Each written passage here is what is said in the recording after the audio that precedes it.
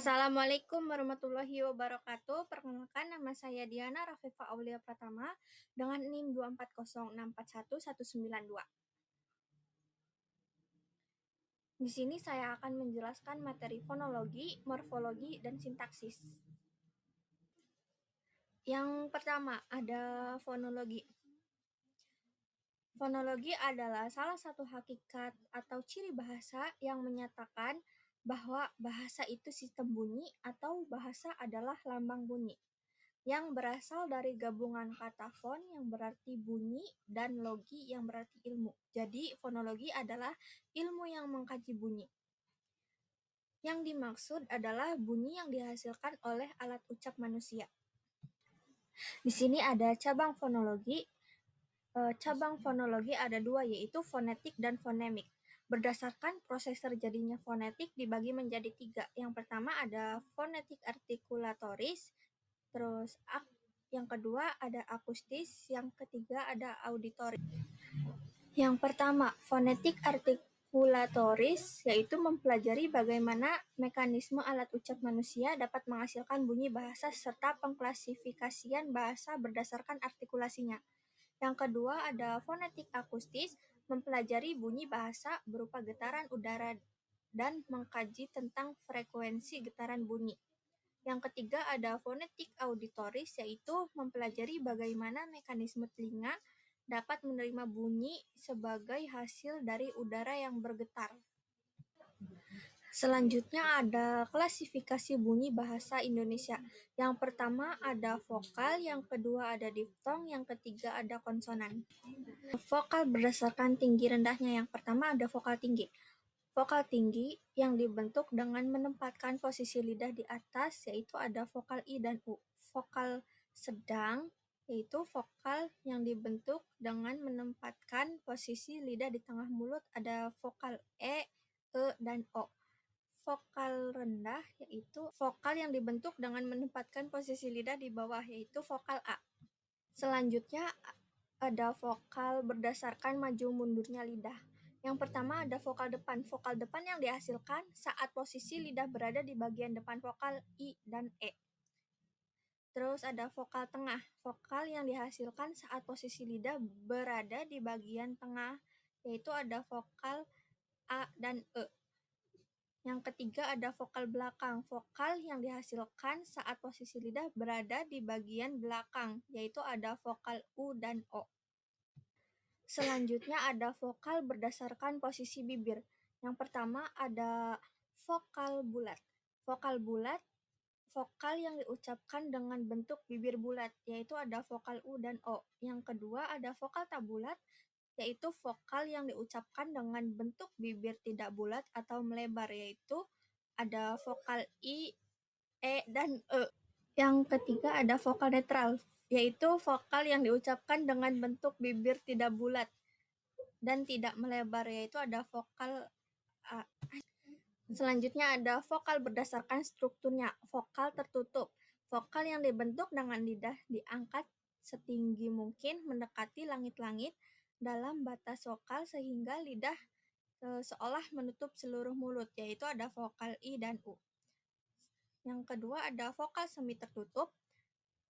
Vokal yang dibentuk dengan lidah diangkat 2/3 menutup mulut, yaitu ada vokal E dan O. Selanjutnya ada vokal semi terbuka. Vokal yang dibentuk dengan lidah diangkat dengan ketinggian sepertiga mulut. Vokal terbuka, yaitu ada vokal yang dibentuk dengan posisi lidah serendah mungkin, yaitu vokal A. Selanjutnya ada diftong. Yang pertama ada diftong naik, yang kedua ada diftong turun, yang ketiga ada diftong memusat. Yang pertama, diftong naik terjadi ketika vokal kedua yang diucapkan posisi lidahnya lebih tinggi dari vokal pertamanya. Yang kedua, terjadi ketika vokal kedua yang diucapkan posisi lidahnya lebih rendah dari vokal pertamanya. Yang ketiga ada diftong memusat. Diftong memusat yaitu terjadi ketika vokal kedua diacu satu atau lebih vokal yang lebih tinggi dan lebih rendah. Selanjutnya ada konsonan berdasarkan strukturnya. Yang pertama ada konsonan bilabial. Konsonan bilabial dihasilkan dengan mempertemukan kedua belah bibir yang bersama-sama bertindak sebagai artikulator dan titik artikulasi, yaitu ada konsonan P, B, M, dan W. Yang kedua ada konsonan labiodental. Konsonan labiodental yaitu dihasilkan dengan mempertemukan gigi atas sebagai titik artikulasi dan bibir bawah sebagai artikulator. Konsonannya yaitu ada F dan V. Yang ketiga ada konsonan apikodental. Konsonan apikodental yaitu dihasilkan oleh ujung lidah sebagai artikulator dan daerah antar gigi sebagai titik artikulasi, yaitu ada konsonan T, D, dan N. Yang keempat ada konsonan apikoalveolar, yaitu dihasilkan oleh ujung lidah sebagai artikulator dan lengkung kaki gigi sebagai titik artikulasi. Konsonannya yaitu ada S, Z, R, dan L. Yang kelima ada konsonan palatal atau laminopalatal, yaitu dihasilkan oleh bagian tengah lidah sebagai artikulator dan langit keras sebagai titik artikulasi. Konsonannya yaitu ada C, J, S, O, dan Y.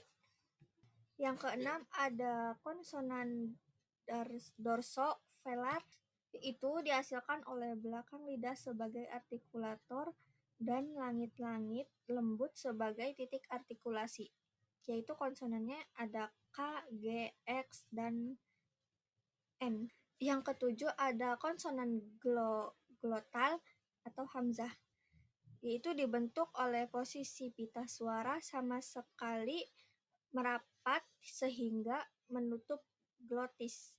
Konsonannya yaitu ada seperti bunyi K pada kata rakyat. Yang kedelapan ada konsonan laringal.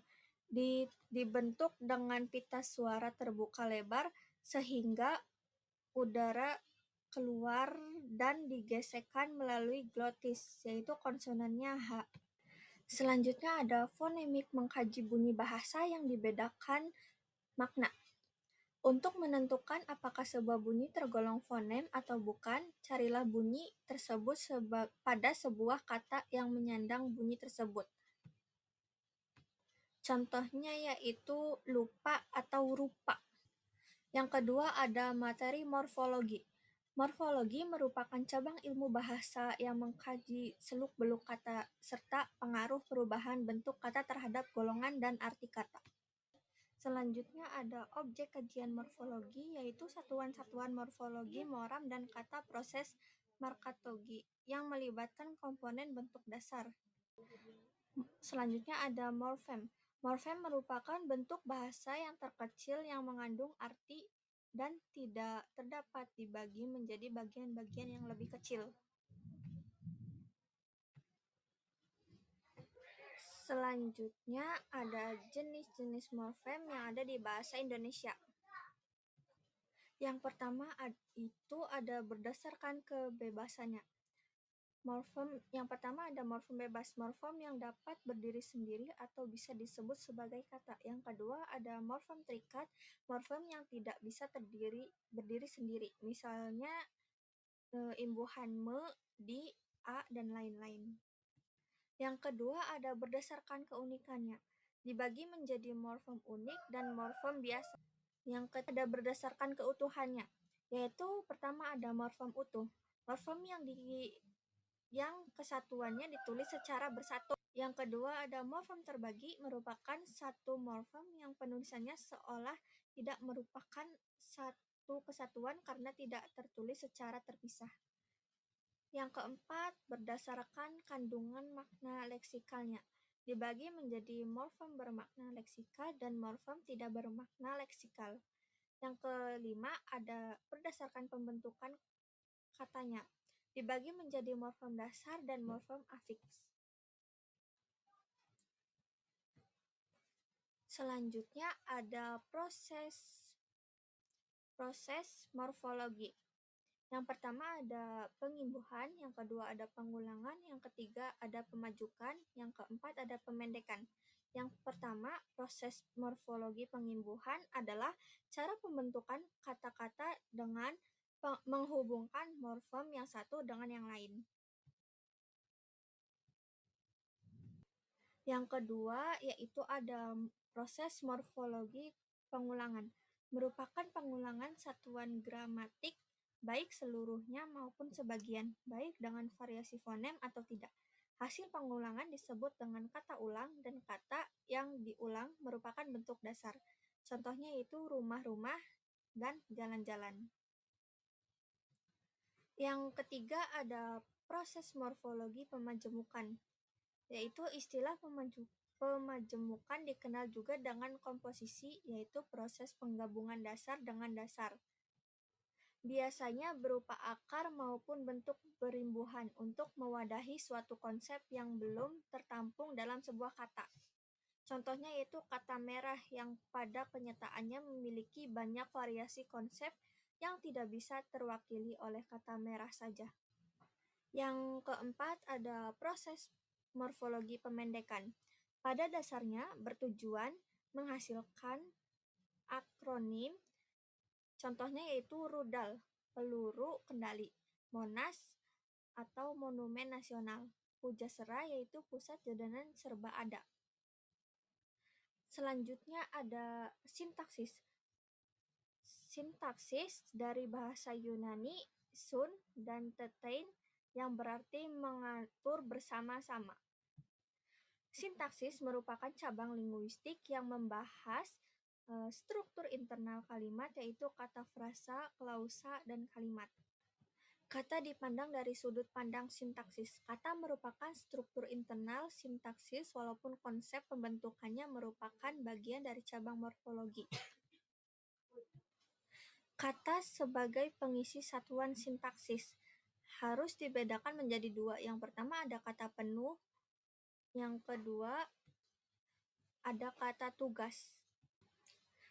Selanjutnya ada fungsi sintaksis, merupakan tempat-tempat yang terdapat dalam struktur sintaksis yang di dalamnya terdapat kategori-kategori tertentu. Fungsi sintaksis dibagi menjadi subjek, predikat, objek, pelengkap, dan keterangan. Subjek dan predikat. Subjek adalah bagian yang diterangkan predikat atau merupakan bagian klausa yang menandai apa yang dinyatakan oleh pembicara. Dapat dicari dengan pernyataan apa atau siapa yang tersebut dalam predikat. Predikat adalah bagian dari kalimat yang menerangkan subjek. Contohnya yaitu mereka sedang bermain. Sedang bermain, mainkah mereka? Objek dan pelengkap. Objek adalah bagian dari verba yang menjadi predikat dalam sebuah klausa.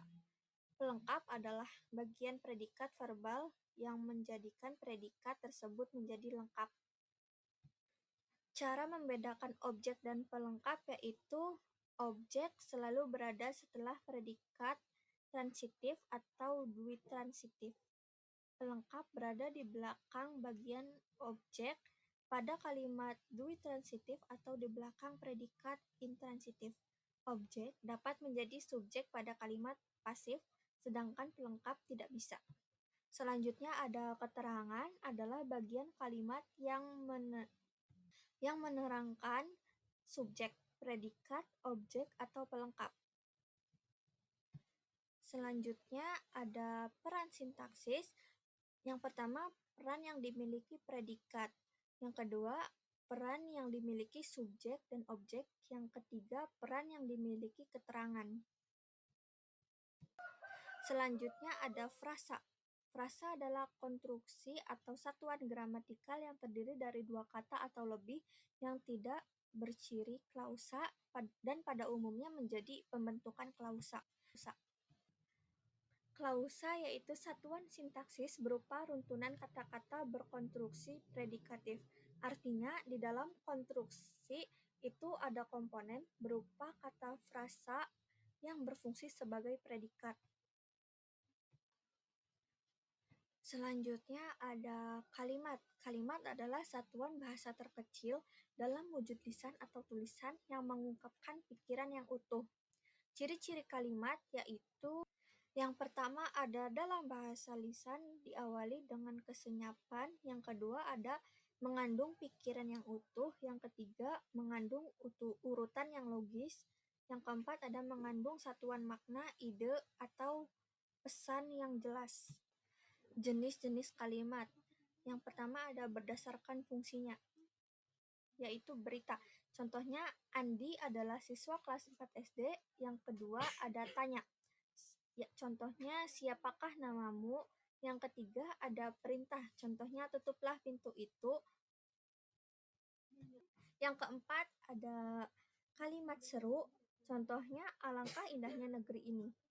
Yang kedua ada berdasarkan jumlah klausanya. Yang pertama ada tunggal. Contohnya hanya terdiri dari satu klausa.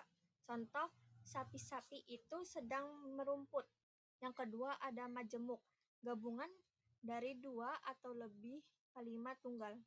Dibagi menjadi majemuk setara, bertingkat, dan campuran. Yang selanjutnya ada kalimat efektif, ialah kalimat yang memiliki kemampuan untuk menimbulkan kembali gagasan-gagasan pada pikiran pendengar atau pembaca seperti apa yang ada dalam pikiran pembaca atau penulis. Ciri-cirinya yaitu yang pertama ada kesepadaan, yang kedua ada keparalelan, yang ketiga ada ketegasan, keempat kehematan, kelima kecermatan, keenam kepaduan, yang ketujuh kelogisan. Sekian penjelasan dari kami, kurang lebihnya mohon maaf. Wassalamualaikum warahmatullahi wabarakatuh.